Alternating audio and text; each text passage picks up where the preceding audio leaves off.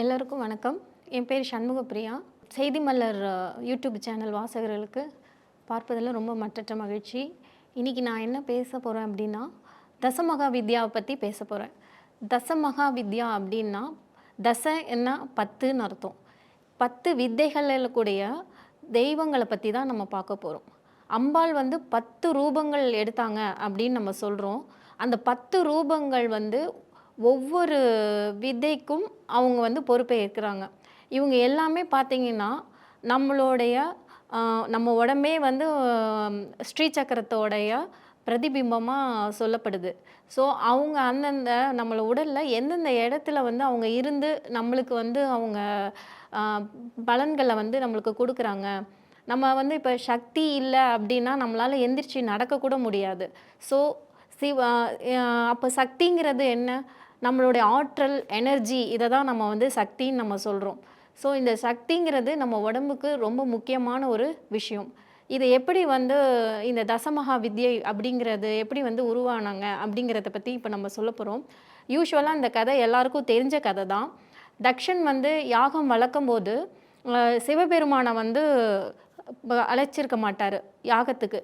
அப்போ சிவபெருமான் போல அப்படிங்கிறதுனால சக்தி தேவியும் அங்கே போகிறதுக்கு சிவபெருமான் இல்லை. ஏன்னா அங்கே தனக்கே ஒரு மரியாதை இல்லாத போது தன்னுடைய மனைவிக்கும் அங்கே ஒரு மரியாதை இருக்காது அப்படிங்கிற ஒரு காரணத்தினால அவர் அங்கே பார்வதி தேவியை போகிறதுக்கு அலோவ் பண்ணல.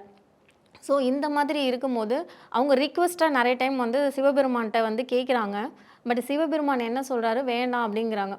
அப்போ அவங்களுக்கு கொஞ்சம் கோவம் வந்துடுது.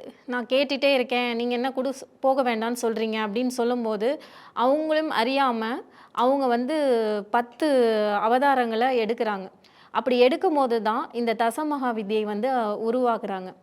அப்போ அந்த 10 பேர் யார் அப்படின்னா, மகாகாளி, தாரா, புவனேஸ்வரி, பாலா திரிபுர சுந்தரி, பைரவி, திரிபுர பைரவி, கமலாத்மிகா, பஹ்லாமுகி, ராஜமாதங்கி, தூமாதேவி, இப்படி 10 அவதாரம் அவங்க எடுக்கிறாங்க. நம்ம சொல்லுவோம் 8 திசைகள் தானே இருக்குது. அப்போ 8 திசைகள் இருக்கும்போது 10 எப்படி வரும்? 10 திசைகள் எப்படி சொல்கிறீங்க அப்படின்னா, சிவபெருமான் அவங்கள கன்சோல் பண்ணுறதுக்கு 10 திசைகளில் ஓடுறாரு அப்படின்னு சொல்லப்படுது. 10 திசை அப்படிங்கிறது மேலேயும் கீழேயும் சேர்த்து 10 திசைகளாக நம்ம எடுத்துக்கணும். அப்போ 8 திசைக்கு போகிறாரு, போக முடியல. அப்போ மேலேயும் ஓட பார்க்குறாரு, கீழேயும் ஓட பார்க்குறாரு, முடியல. அப்போ அம்பாள் சரி இனிமேல் இவங்களை நம்ம கண்ட்ரோல் பண்ண முடியாது, சரி நீ போயிட்டு வான்னு சொல்லி அனுப்பி விடுறாரு. இப்படி உருவானவங்க தான் தசமகா வித்யை. இப்போ ஒவ்வொரு வித்யைக்கும் ஒவ்வொரு விஷயங்கள் சொல்லப்படுது. ராஜமாதங்கி அப்படின்னு எடுத்துக்கிட்டோம் அப்படின்னா அவங்க கலை, பாட்டு, பேச்சு, இந்த மாதிரி விஷயங்களுக்கு எல்லாமே அவங்க தான் பிரதானமாக இருக்காங்க. புவனேஸ்வரி அப்படிங்கிற போது இந்த புவனத்தை காத்து நம்மளை எல்லாம் அனுகிரகிக்கிறவங்க புவனேஸ்வரி அப்படின்னு நம்ம சொல்கிறோம். இப்படி காளி அப்படிங்கிறது இருக்கல கொஞ்சம் உக்கிரமானவங்க அப்படின்னு சொல்லப்படுறாங்க.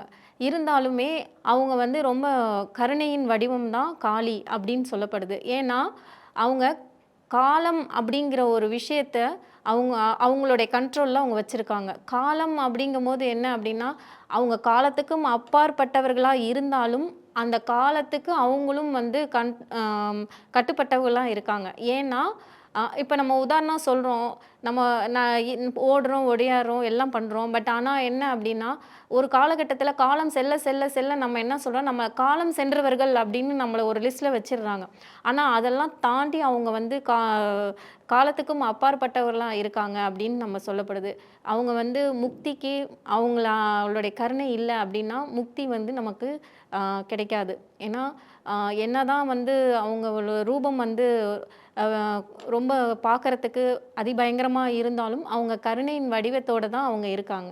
இப்போ இது வரைக்கும் நம்ம தசமகா வித்யை பற்றி நம்ம பார்த்தோம். இதே மாதிரி இன்னொரு காணொளியில் வேற ஒரு ஆன்மீக விஷயங்களை உங்ககிட்ட ஷேர் பண்ணிக்கிறேன்.